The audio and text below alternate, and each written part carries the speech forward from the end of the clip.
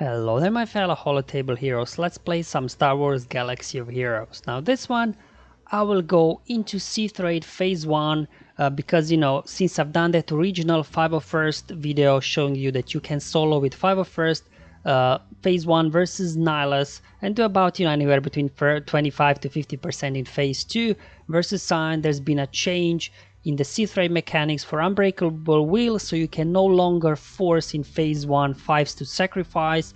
I was getting a lot of questions there. Does this still work without the sacrifice? Yes, it does. You don't need that. It takes a little bit longer, obviously, with the lower damage output, but it still works. And then as well, General Skywalker himself, he's got some changes as we know recently. So just wanted to do an updated video here showing you that this still works without any issues whatsoever. First showing the mods. I didn't remod, just whatever mods you've got on here, doesn't really matter because you will really be relying on Rex's aerial advantage to be doing all the damage. The mods on the other guys, of course, if you do have better mods on them, maybe it would be a bit faster because then they will also contribute more damage, maybe especially in Phase 2. But for all the purposes of this guide, the mods are not really all that important. So you can see 5s, I do have some defense on him. But it is what it is. Now Echo here, I have him modded for critical damage and offense, but again, the main damage dealer here is Rex and his aerial advantage, which will obviously ramp up as you go through this battle. The more turns clones take, the more damage it will do. Arc Trooper here, obviously you do want to have him normally modded for offense because his turret deals true damage that's based on the damage by Arc Trooper, but here unfortunately in raids we are unable to summon the turret, so it won't really matter from that point of view. And finally Rex, again showing you the mods. As you can see, 288 for Rex is nothing like amazingly fast, but it doesn't really matter. We'll get it done regardless, so whatever you've got on your 501st I think will be more than enough. Alright, with mods out of the way, let's go through the gameplay.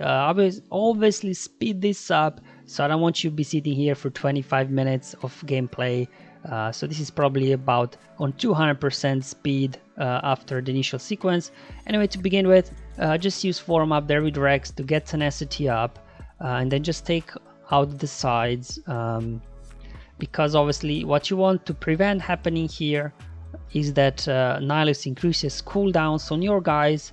But it's not so much about cooldown increase, it's really more about that Nihilus doesn't start reducing his cooldowns for Annihilate, so that you can delay his Annihilates as long as possible. That's why you want to have tenacity up on your guys, so when they use their basic attack they don't get defense down applied by Nihilus. So while they have tenacity up, I'm just kind of using their basic attacks and saving their special attacks for that one turn where they will be without tenacity up. Because if you use a special attack on Nihilus, you will not get applied defense down. So that's really the overall strategy here, is just keep an eye out that your guys do not get defense down, just that you slow down the Annihilate on Nihilus. Probably, you can still get away with it if you don't care about this, but I just find it's more consistent and it's easier to manage his Annihilates when they're coming up, just in that point of view. So there you go, we now got defense down on 5s.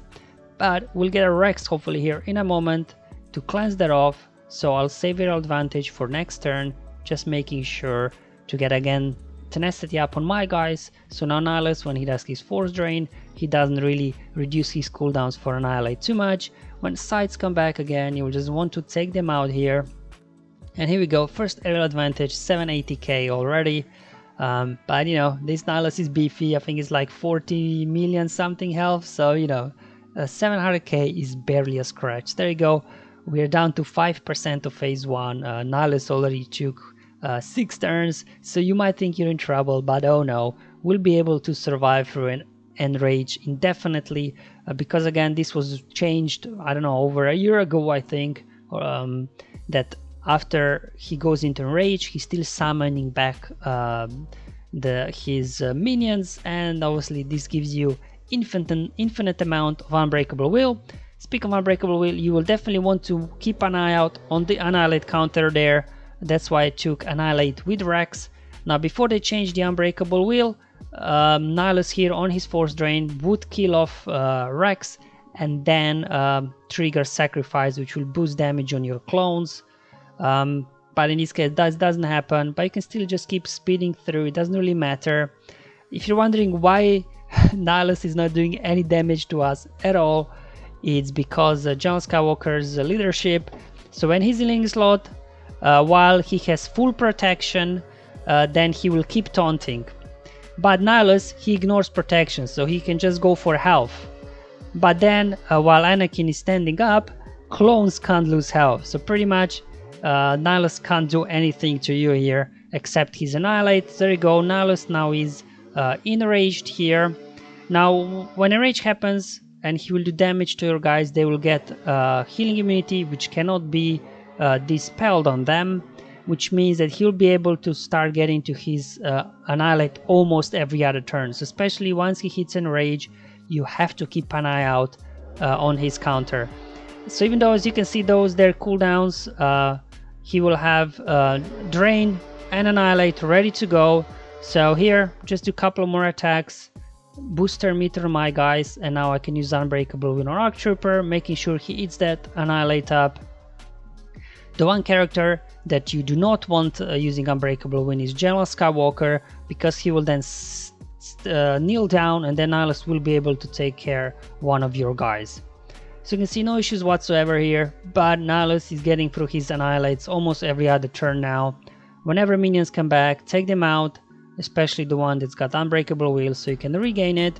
And here you will see, even though it was like 4 turns to annihilate, I still did Unbreakable Will because Nihilus had his Force Drain available to use, and because of all my guys are debuffed, he obviously at the same time reduced cooldowns on his annihilate and he was able to use it straight away. So this is really here now, the whole trick is to keep an eye out on that both Force Drain and annihilate counter. So you can see on next he will use the drain, and then straight away he'll be able to use annihilate. So just make sure you have somebody up there with Unbreakable Will. You also have to keep in mind every time you hit him he will be gaining extra speed. So sometimes you think you will have maybe time that somebody with lower turn meter gets Unbreakable Will, but because you will keep hitting him, Nihilus speed will go through the roof and he might be able to go before. So just you have to keep planning that you use Unbreakable Will at the right time. But I had no issues here. This was just my one attempt here that I was recording. I didn't have to redo it. It was pretty straightforward. We'll go way down to 40% here, well into enrage. And you know, as this battle goes on, aerial advantage will be doing more and more damage. There we go, another Unbreakable Will. That time was on Echo, so he took the annihilate. Okay, there we go. Obviously Nihilus with his constant increasing cooldowns will a little bit slow down how many times you can use aerial advantage, but eventually, you know, you will get to it. There we go. Okay, have to use Unbreakable Will again. Now sometimes if you want to make sure Nihilus takes a turn before, for example, Arc Trooper there would lose Unbreakable Will, then just keep putting all the hits into Nihilus to give him extra speed, just to ensure he uses Annihilate while one of your guys have Unbreakable Will. So that's one way. Without 5 sacrifice, these Unbreakable Wills are easier to time. Because before, if you get sacrificed from 5s, your clones will be super fast, and then sometimes they would get out of Unbreakable Will before Nihilus gets a turn. So in one way, actually, not having 5 sacrifice as we had before, this makes it more consistent, a little bit longer because you have reduced damage from the other clones, but it makes it easier to manage here at all. So we're only down to 9% here, so one more aerial advantage on Nihilus, but he increased my cooldowns there, so I wasn't able to get to it just yet. One more turn and I think this should be over. Come on Rex, get a turn. Alright, okay, so let's just unload this. It was a 7 million hit there. Maybe didn't catch it because I'm speeding up footage as mentioned before. And now here in phase 2 is not a whole lot. To be honest, you can just hit it on auto.